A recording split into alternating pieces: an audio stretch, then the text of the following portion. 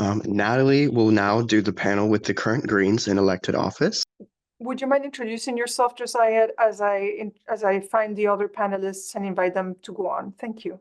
Wonderful, wonderful. Thank you so much, Natalie. Hello, everyone. My name is Josiah Dean. My wife and I own the historic Balch Hotel. We're out in a little town called Dufur. We're about 15 minutes south of the Dalles, Oregon. I like to say we're on the frontier of the progressive Portland world and rural Eastern Oregon. So we bought the hotel not because it was in a political situation, but it's a beautiful place that I've enjoyed running for the last 9 years.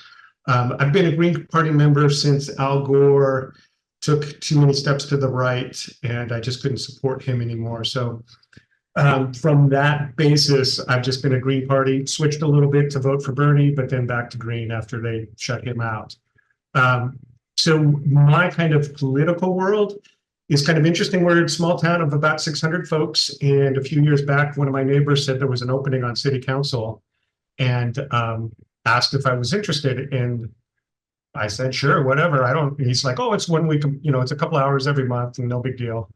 And so that started my political career. The first election came up, I was a write-in candidate, got 12 votes and got elected. And so I've been reelected once. We're coming up on another election year. And so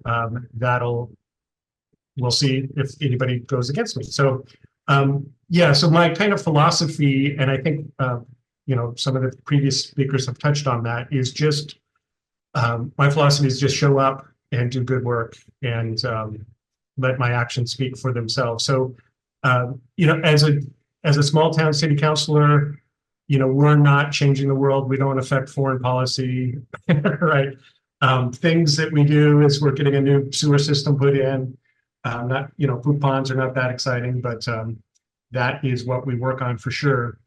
And so, that's what I'm doing. Establishing, again, showing folks that us crazy hippies can actually get things done and work together with folks that have a little bit different opinion. So that's my 2 cents. So the takeaway is just get involved wherever you can. If there's a town festival, volunteer on that.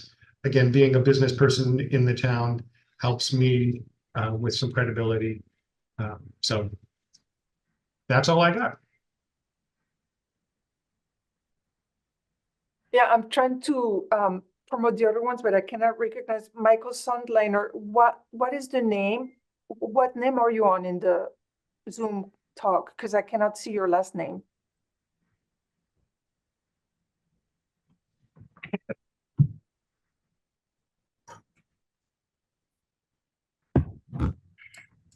Are you listed just as Michael?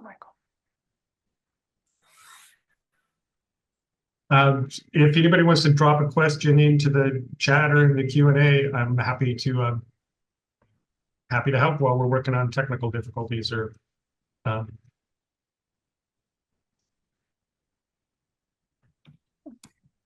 Yes. Would you like me to go while you're working with on Michael? Alex. Please go ahead, Alex. Okay. So my name is Alex Polikoff. Been a Green since probably 06. So I ran for Congress against Kurt Schrader in 2008, and then I ran for House District 23. Let's see, I think 3 times. Unsuccessful, but I think I usually got between 4 and 6% of the vote in my House district runs. So I'm currently on the board for the Corrales Rural Fire Protection District, and I've been a board member. This will be the end of my 3rd term. I've been a board member since 2013.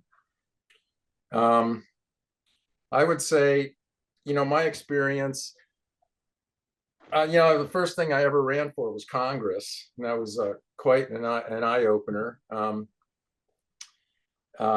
But I've always told people that, I think everybody should run for something. It's I mean, it's a great experience, and if nothing else, my main goal was at least getting green viewpoints out and putting, in the public sphere. So, as running for statewide office, well, national office is really quite it'd be a miracle to get elected. Statewide office is a little bit more within reach, but even that you can you can broadcast your values and at least let them be stated in the campaign. As far as being on local boards, I would just say, I was a volunteer firefighter, and I can't crawl in burning buildings anymore. So I thought, my way to serve the community was to be on a board. I've always run unopposed. I mean, if you go to Secretary of State filings, there are a lot of board positions where are completely unopposed that you can run on. Soil and water conservation, water district, fire districts, places, I would just say if you want to serve your community, that's a really good place to start. And it'll also give you experience. I've learned more about Robert's rules than I ever wanted to know. You can see Josiah kind of laughing in agreement with that. But you get good experience. You're serving your community. You get good experience, especially in the democratic process, and implementing policies. I've tried it being on the fire board, trying to implement policy, green policies, and think about how to prepare for climate change and resilience of our first responders and so on. So, I mean, there are things you can do even in, you would think the last place you could kind of implement green values would be in a fire board, but I'm just telling you, there's plenty of ways to do that. Apologies. So that's it. If anybody's got any questions, I'm glad to answer them, and I'll hand it off to whoever else is next. Thank you, Alex. Michael, Cleary, you want to chime in? I can chime. This is Michael Sonnleitner, and what can I say?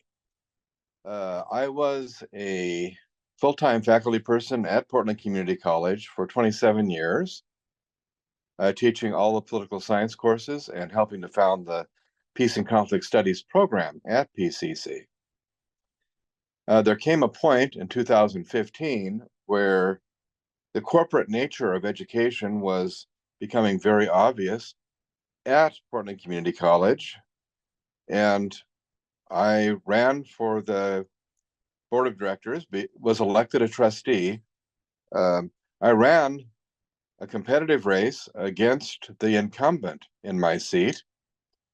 There's an election district that has 140,000 registered voters. I raised some $10,000 in kind and in small donations.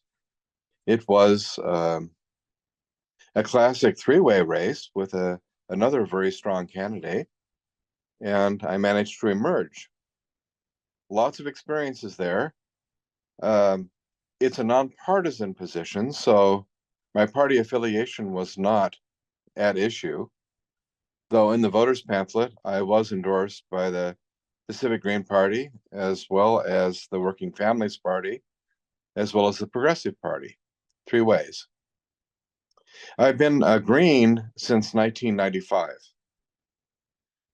So I'm longstanding, close to 30 years as a member of the Green Party. I'm looking at the questions, and basically, what does it mean for me to be on that board? Conflict. There was conflict virtually every meeting. I never missed a meeting in 8 years. I did run for a second term, another competitive race.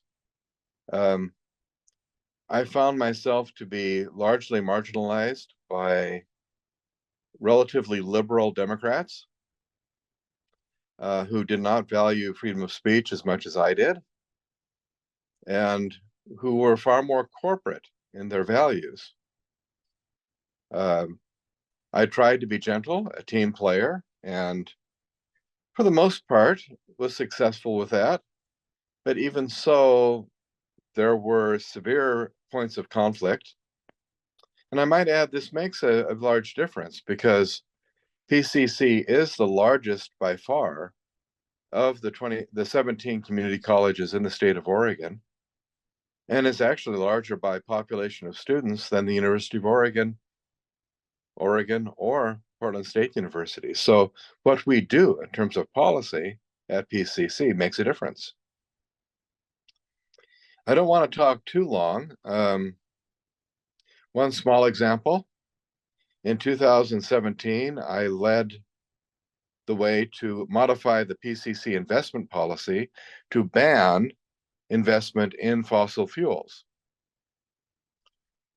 After I rotated off the board a year ago, I did replace myself. I recruited a replacement who is much younger with great energy and fundamentally is willing to raise questions like I was.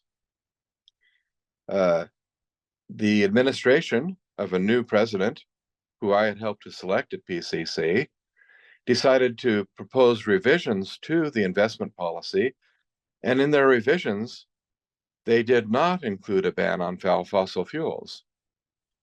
So we managed. I'm sorry, that. we're at time. Time is up. We Lots appreciate to you. talk about. We appreciate you. Thank you. Okay, I understand. And I might add that I find it disturbing not to be able to see other people in the panel or to be able to see other people at this meeting. I think everyone should be a panelist. Thank you.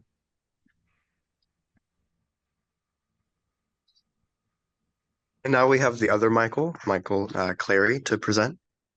No, we have Michael Sonnleitner. Michael Cleary just spoke. Okay. I'm Michael Sonnleitner just spoke. Yeah, and I'm Michael Cleary. Yeah, so assuming that's all straight, my name is Michael Cleary. I'm director on the the Coos Soil and Water Conservation District. I'm also on the Coquille Watershed Association board. I've been a resident of Coos County for about 12 years now. My wife and I moved up here from the San Francisco Bay Area and bought a little farm on the river, on the Coquille River, and it started working on some conservation projects, and it got involved with the Soil and Water Conservation District that way.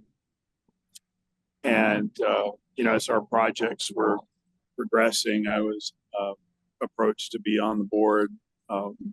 Was an associate director for a couple of years, where you're sort of appointed in that role, and then ran for election in I guess it was 2020. Was unopposed, 18,000 votes. I think I got, and I know maybe 3 people in town. So that was a nice little confidence boost. But I agree with other panelists. It's a lot to learn about parliamentary procedure, a lot of conflict, a lot of sort of surprising politics about how there are certain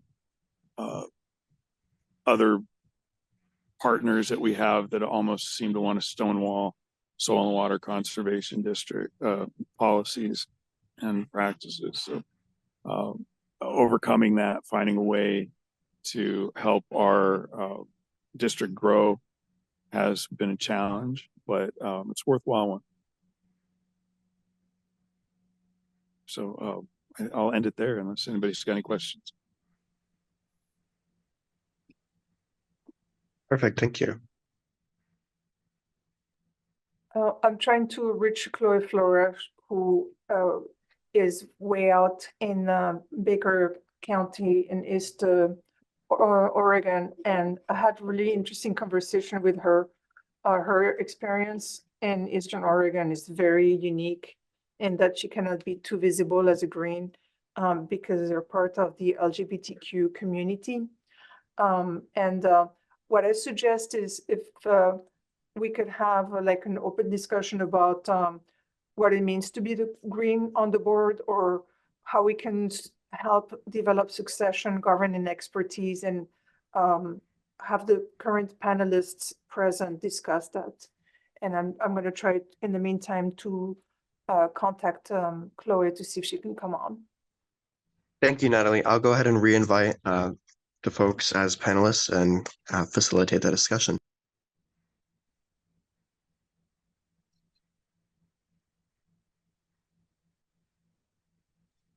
So the first question I have, and I don't know, Michael, if you want, Michael Cleary, if you want to start, is how can we best support you all as elected officials?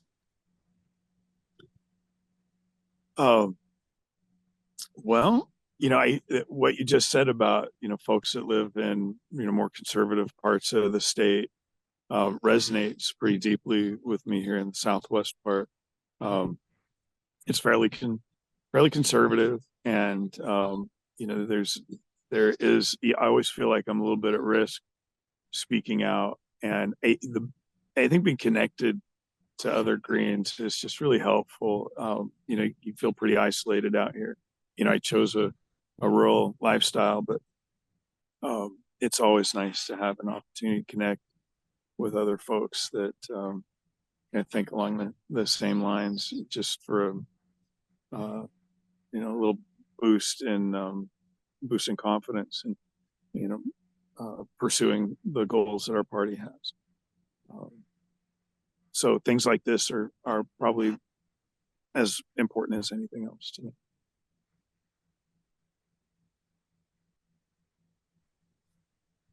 Does anyone else have an answer for Natalie's question?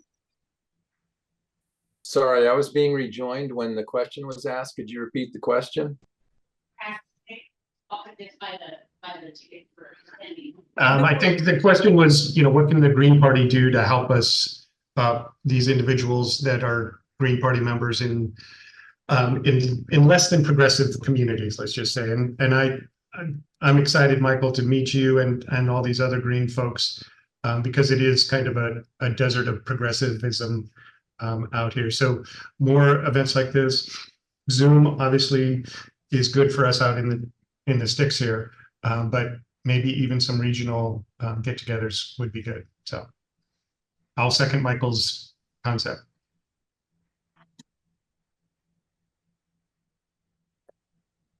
I have another question, and it's a lot of us are from urban areas, right? So we are a bit more familiar with the dynamics in urban area.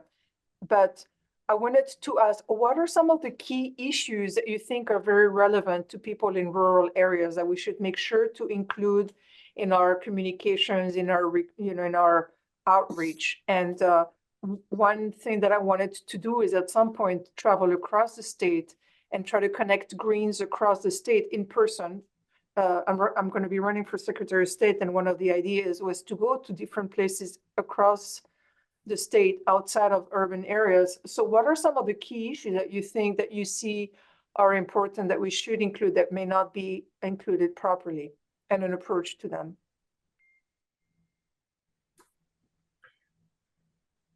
If I can contribute to that, I mean, I do have a strong interest in healthcare advocacy, and I think that's one issue that really really goes across party lines or ideology, crosses all kinds of lines, but that there is a lot of there's a lot of strong feelings and support and upset about the current system.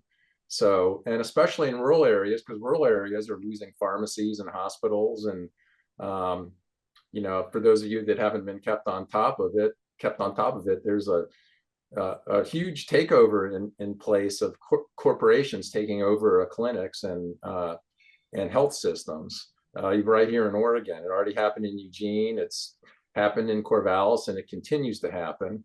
So just for my 2 cents, I think that's a real winning issue.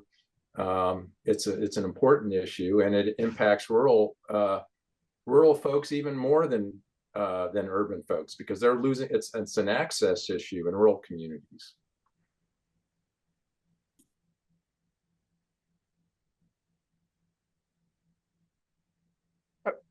Josiah, Michael, any input as to key issues we should address? You know, Well, no, I'm sorry, you first, Jose. Yeah, just basic human dignity issues like healthcare, housing, all of the the things. A lot of the things that affect the cities also affect us out here. Housing costs are out of control, but access to healthcare is a challenge. So, and again, the things that make me green are the things that I'm going to support. Helping folks transition, climate change. It's getting a lot of resistance out here because nobody wants to give up their diesel trucks, but they're also noticing that they need to change their farming patterns because of what's going on. So the biggest challenge between the rural and the urban areas is just that team blue, team red. Rural folks just don't like y'all city folks. So not much we can do about that, though. So go ahead, Michael. Yeah, one of the things that I've found that helps and that may help our party is, finding issues where we can take a stand that are broadly unopposed, or where we can offer up a different perspective. Our position on veterans issues, I think, resonates with a lot of my conservative neighbors. Or disenfranchised by their military experience. I'm involved with VFW here in my little town, and it's an opportunity for us to sort of start finding inroads with other veterans, and that I've found has been an opportunity where we can start overcoming a lot of the anti-science bias from our community. Our education system isn't great here, and it's always kind of interesting to sort of be able to help people understand how the way that they farm, for example, can be improved. We can improve their bottom line and improve habitat conservation concurrently. So looking for those issues where we can sort of find ways to connect people from across the table is a good place to focus effort, in my opinion. Thank you. And does Michael Sonnleitner want to hop in? well, I can hop. All that has been said, I think, is insightful. For me, it's more basic, and the rural-urban divide is real. I think where I have lived in rural areas, and I have for a good portion of my life as a farm worker, I think relationships are the key. Why should anyone listen to you, a Democrat, a Republican, or anybody else, if you're not one of us? If you develop relationships, then I think the rest follows. You listen and you hear what issues are dominant in your community, and you put a green spin on them. It's not that difficult to do. We need to communicate with people in language that they are prepared to listen to, not speak at them using words that we think they should hear.